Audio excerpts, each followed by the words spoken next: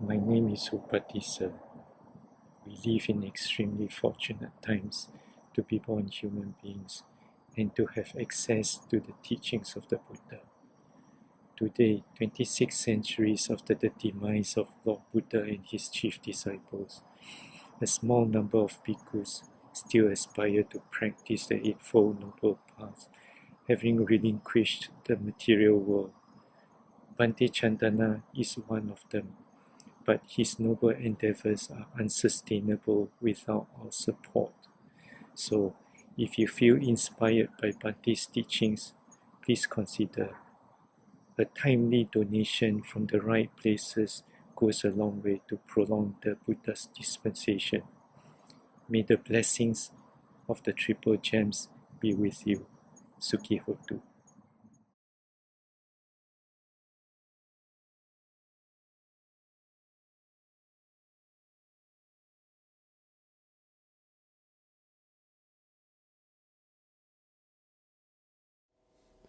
Well, this is an interesting phenomenon that you're bringing up.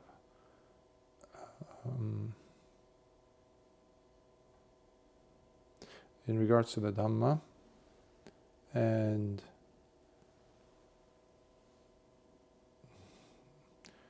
where does it belong, or who does it belong to, or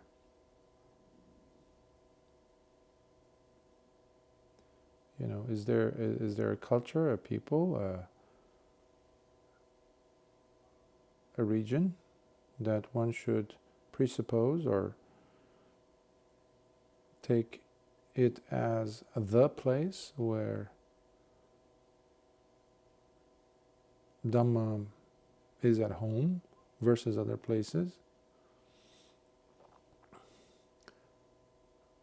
Of course, the majority will say no, but when you dig deep enough,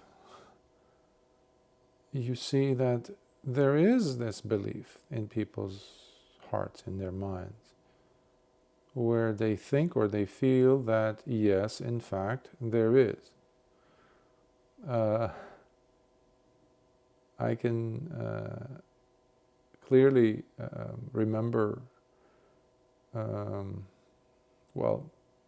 too many incidents to remember, I will say that as well, but several incidents that come to mind where I saw this firsthand in my life as a layperson, lay practitioner, Buddhist practitioner, and also as a monastic. In the earlier days, I was also detecting this also in myself, in my thinking. Of course, I wouldn't say it out loud, but it's interesting how as the decades pass and I see in my travels and in meeting people both in Asia as well as other parts of the world, how we do have this presumption that is based on assumption or presumption, which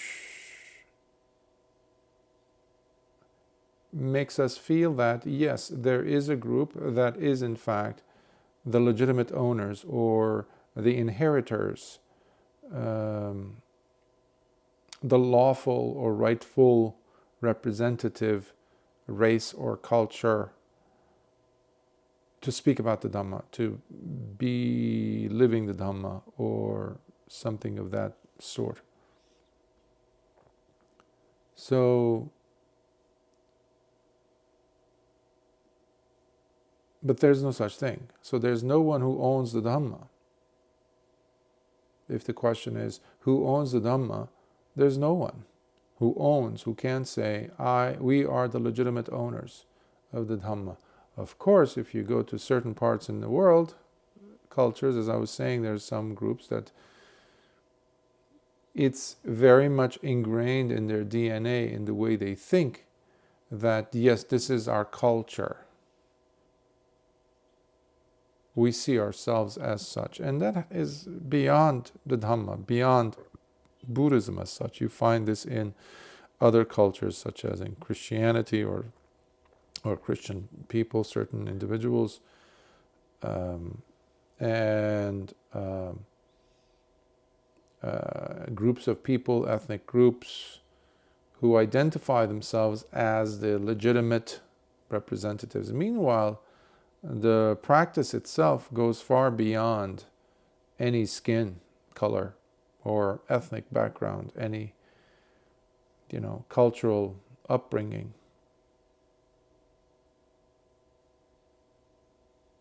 It's interesting because this is, by the way, I have to say that this is not something that is only seen in Asia. I have to clarify, because if I was mentioning this to a student not too long ago, where, let's say, you get a Buddhist nun,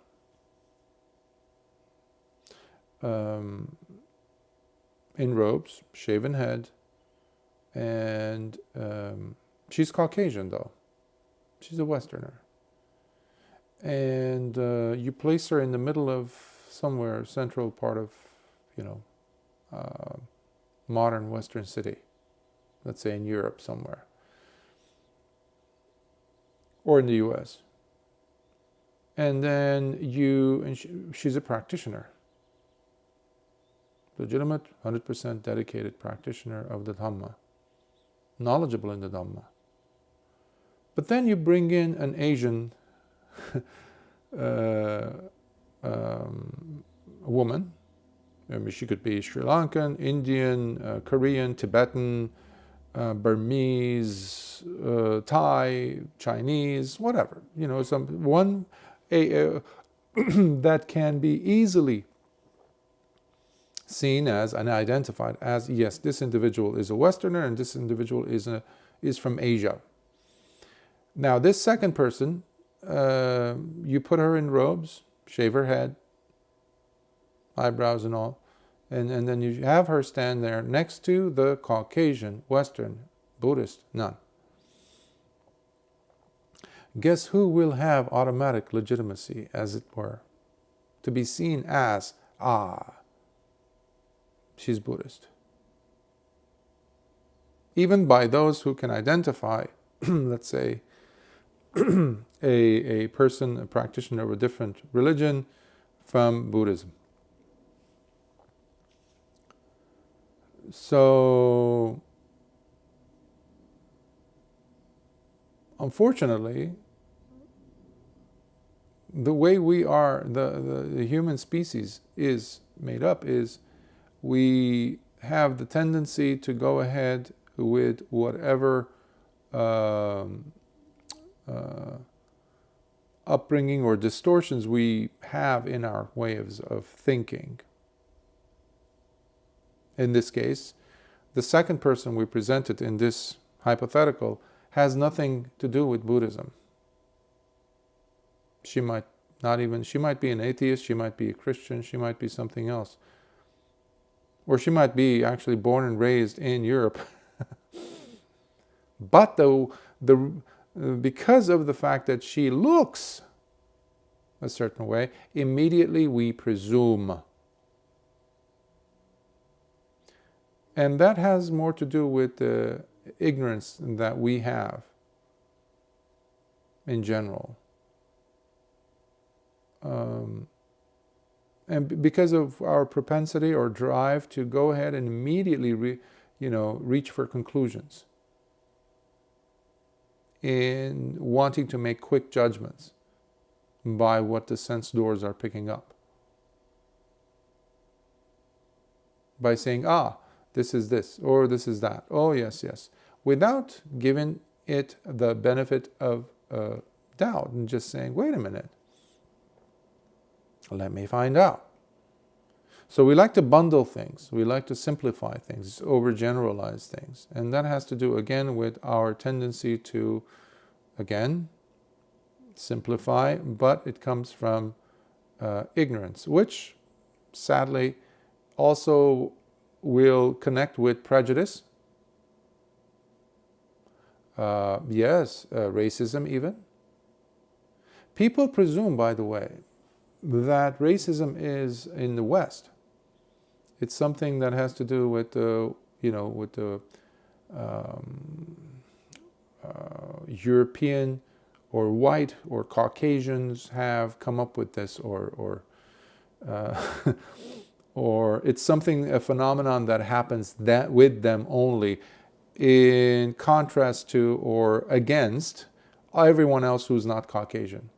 This is a complete, completely false, and it's a complete lie.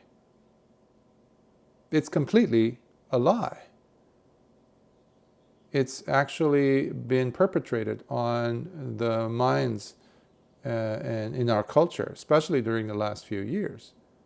People presume that if you are white or Caucasian, automatically that predisposes you as being naturally a racist or prejudicial towards everyone else. This is stupid. There's no proof of this. If anything, traveling around the world, I've been to different parts in the world where both, let's say Western countries as well as Asian countries. And you see that racism as such is also found there in Asia. Not just in Asia, everywhere, basically. People, for example, have no idea that, or they don't like to think that, or even suggest the possibility that there could be racism within Buddhist circles. That's also a fallacy. That's complete lie. I have seen it. I have experienced it myself, on my skin, as they say, being a Westerner who is a Buddhist monk, going to places or hosted by certain places, let's say, that are Asian or have a certain ethnic representation. They represent a certain cultural group in Asia or in somewhere in Europe, that will look upon you as a Westerner as, when all is said and done,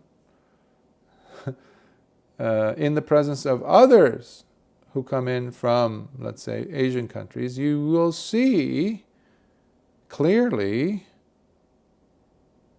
a difference in behavior, in appreciation of, just like that, the scenario I gave you of, the two, one was a legitimate nun, the other is not, but they look like they are to an observer. So immediately that Asian person, because she is Sri Lankan or she is Thai or something, she immediately was seen as a legitimate. Now this, again, even if you go to a Western country, the tendency will be to first listen to or have, to see what this other person has to say, the Asian looking person versus the Westerner, Western nun or Western monk. So again, this has nothing to do with the Dhamma, and you need to clarify that. This has to do with the prejudice and racism. Yes, we do have racism within the Sangha itself, I can tell you that clearly. No ifs and buts about that. Even there are some big names in the Sangha of who are well known and who have passed away, some of them, and they are seen as Ajahn or just Luangpo or somebody who's, well, he is like, in a sense, I wouldn't say the father of a lineage, but many people trace their lineage to individuals like that, and you see them and you look in their writings and you look at their behavior, even the way they treated their Western bhikkhus, and you look and you carefully observe and you see that there is still that with them. while they were alive with their Western students. It's almost like a second-class citizen. That's something that we need to observe. You go to Thailand, yes, Western monks have always, especially Thai forest monks, we have to clarify. Because once you go there in Thailand, excuse me, it doesn't matter how many years you've been a monk in a different tradition. Theravada, by the way, when I say different. When you go to Thailand and you want to join a monastery, a Buddhist monastery, Theravada monastery, you won't be accepted.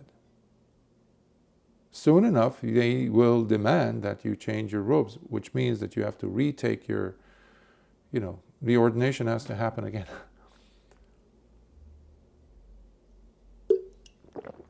I was once, before my ordination, speaking with a very, very well-known Western Buddhist monk of the Thai forest tradition. And someone I respect. And we were talking, and I was thinking, because I was doing my own, exploration as to which lineage.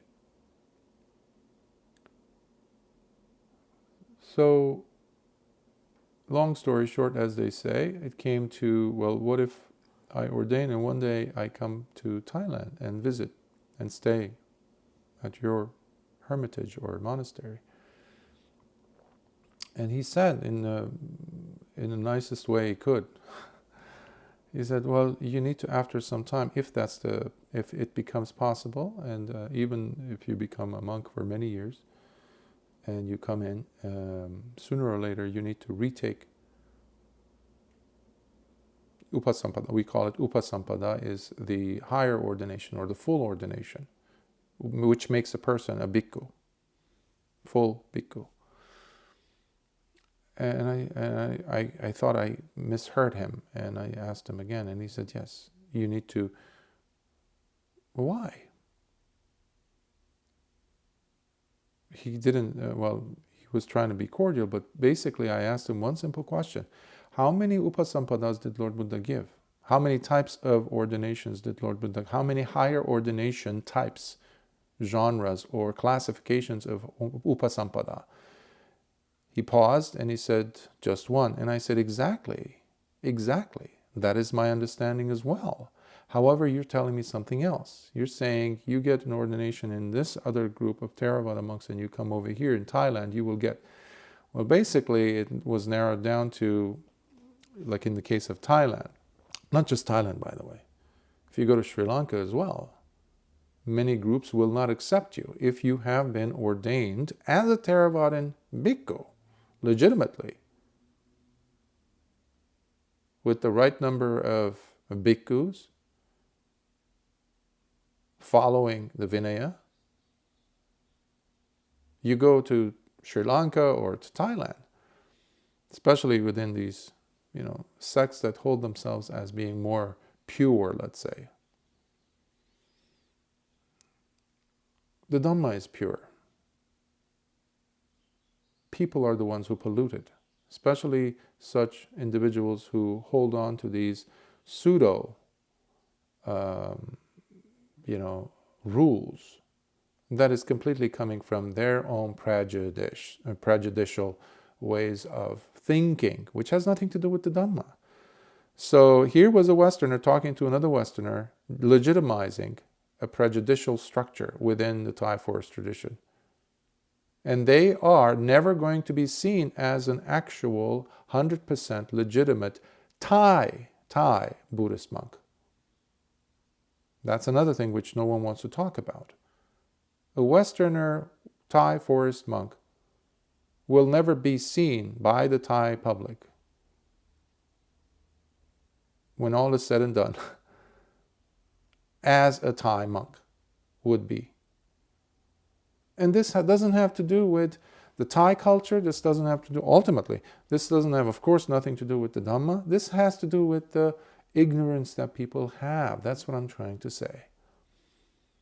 Of course, people listening to this might be, belonging to this camp, that group. They might not like.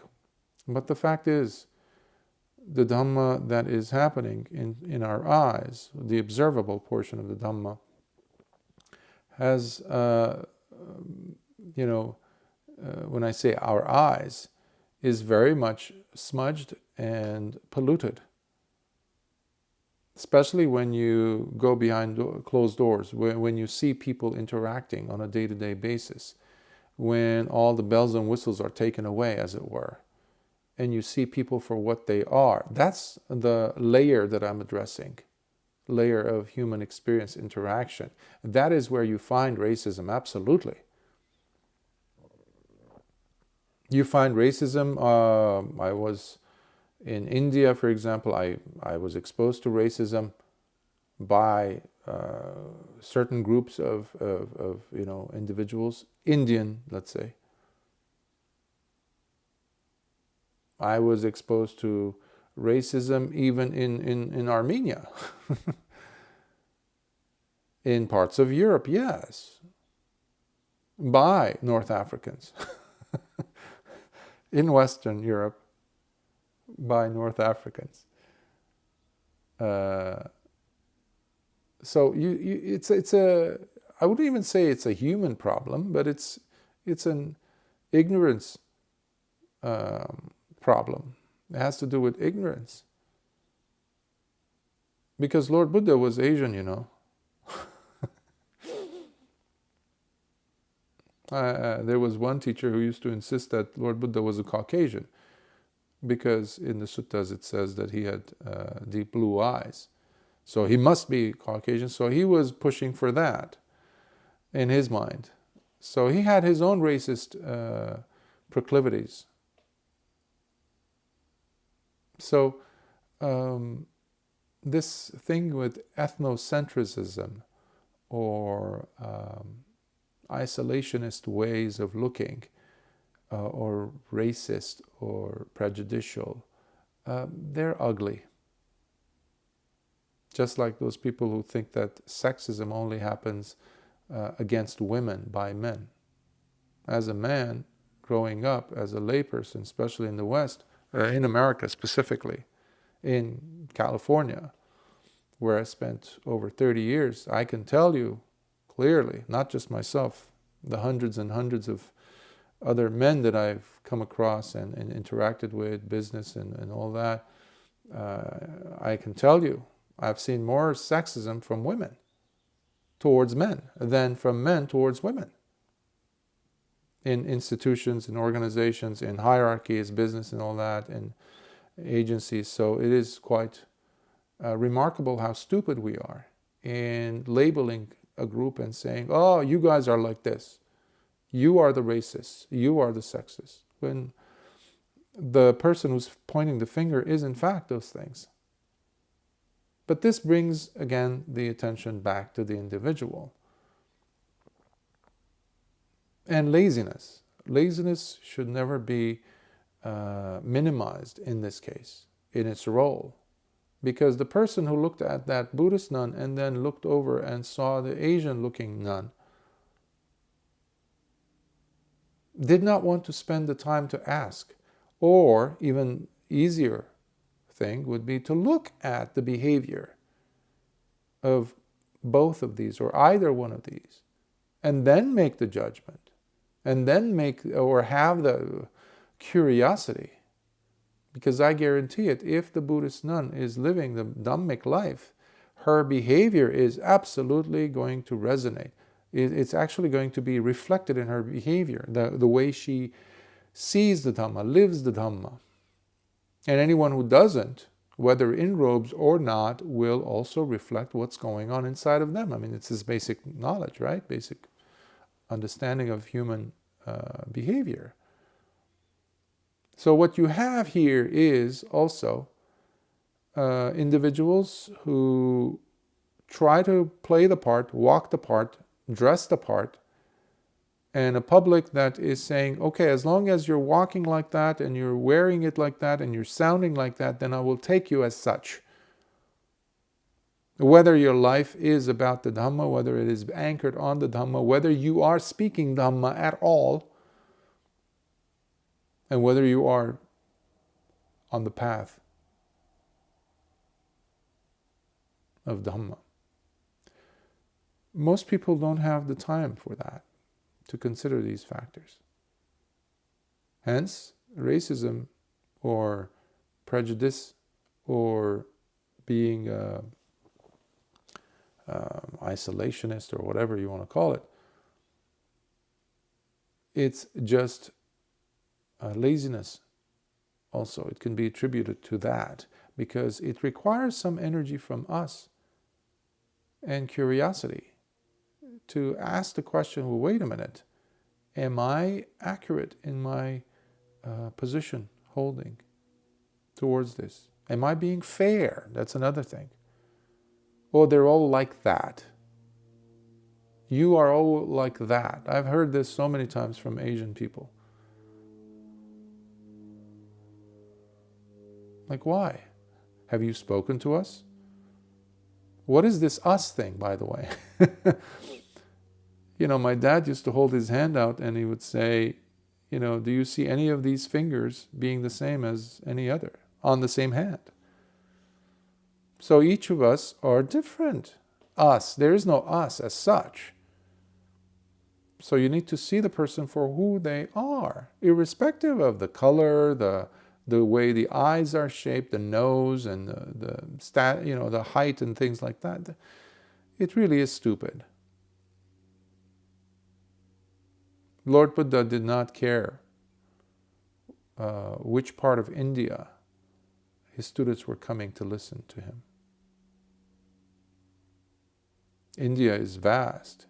It has regions that, if you see someone from northernmost parts of India, and you see one, let's say, from the southernmost parts of India, like Tamil Nadu and then Himachal Pradesh, for example, you have them sit next to each other. They're both Indian from the subcontinent of India, Jambudvipa, but they don't look anything like each other. One, you would say, might even be confused into thinking, oh, they must be from somewhere from the West, from Europe or something, because of their color, the complexion. And the other, you might think, oh, they're so dark or something. Oh, they must be from somewhere totally different. No, but they're from the same country. But Lord Buddha looked at them equally with the same love. He didn't give one less Dhamma than the other. And that's what we have today. We presume things. And the Dhamma is much bigger than our ethnocentricity, our prejudices, our racism. This is stupid. People have made these rules of, no, you are legitimate if you wear this color robes. There were monks, legitimate monks, who went to Asia after being ordained here by monastics, by Asian monastics, mind you, in the Theravada tradition. They went to Asia, whether it was in Sri Lanka or whether it was Thailand. When they got there, they were told they have to retake the vows. They had to reordain, go through the whole ceremony again. And then one particular Western monk, after having done this already, he decided to go and join another monastery in Thailand, for example. And there too, he was demanded that he had to retake. Look at the stupidity. Look at the prejudice. Because he's a Westerner, and this haughty, this utterly adhammic, but we come to accept this, oh yes, that's it, this has no place in the Dhamma. Because no one owns the Dhamma. No one owns the Dhamma. And definitely your skin doesn't make you, or the way you look does not make you qualified naturally or believable. Believable. Because that's what the media is depicting. That's what they sell. And that's why we have, a majority of the population who is utterly stupid. Because we are lazy. We go by first impressions. And those impressions are in fact not pure. They're not like a clean slate to begin with, mind you. It is very much prejudiced. There's no first impressions as such, because in order for a person to have those types of first impressions, as it were, they need to come from a pure place in the heart. Genuine place, which is very courageous. So the person has to tell themselves that, I don't know everything. And put everything that I've heard about this person or those, types of people, let's say, types as in they look different than me. Okay? I need to put all that aside and see the human being in front of me. That is what needs to happen in order for me to really go by my first impressions. The same thing is happening in the sexist circles. How many times have you sat in a meeting, board meeting, and let's say as a woman, and you're in a position of authority, let's say, and you look at your male counterparts, at your male colleagues, as my counterpart, as an equal. Or the moment another female comes and sits next to him, and you're addressing both of them, do you have any preferential treatments there for the female who just joined the scene? If you're really, really, really being honest, you will say, actually, yeah. But we never admit that. Well, who was the sexist there? Now, unfortunately, it doesn't stop there, because many people will go ahead and act upon those tendencies, while pointing the finger at men and saying, you guys are the sexists.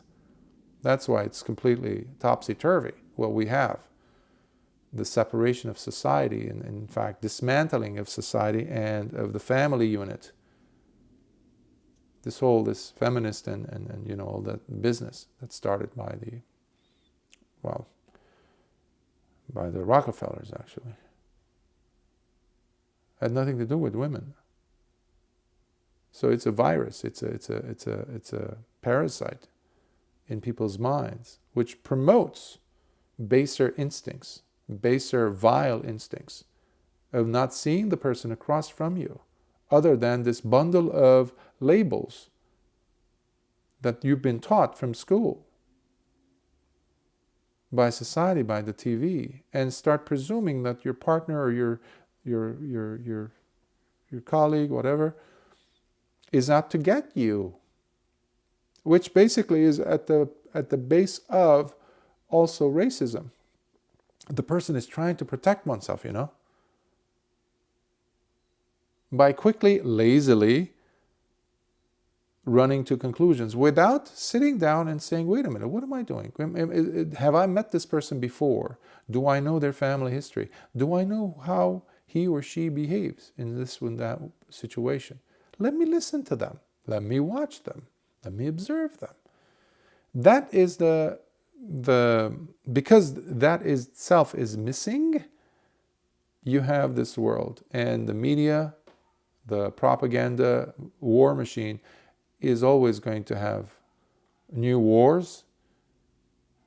It's always going to keep dividing and more into segregating people into smaller and smaller pockets. And the more you do that, the more you create these segregations in the world, the more you'll be able to control them. Basic, divide and conquer. That's still working, and it will work unfailingly unless people really take ownership of their behavior towards their own attitude towards others, by asking questions of yourself to Wait a minute, is that true? Is that true? Let me see. This path is all about come and see, as Lord Buddha says, ehipassiko, this Dhamma. We don't do that. Because those monks over there in Sri Lanka, Thailand, or some other place, or even in the US, who are concluding something that is completely baseless, they're not interested in come and see. Let's see, let's sit down with this person. At least let's talk to him. Interview process, what's wrong with that? Let's meet. See eye to eye, just speak with each other. Let's observe each other. That's wonderful. Dogs are much better than us. Dogs are much better than us. They can just smell each other. And they will establish hierarchy depending on some irrefutable criteria that doesn't change constantly like the way we do based on our prejudices. So interesting how we started with who owns the Dhamma, and we ended up with dogs smelling each other, compared to human beings who consider ourselves to be far superior to dogs that smell each other, but essentially are far more ignorant, especially in the context of the Dhamma, while claiming to be Dhamma practitioners or, adherents of the Dhamma. So, no one owns the Dhamma. Okay?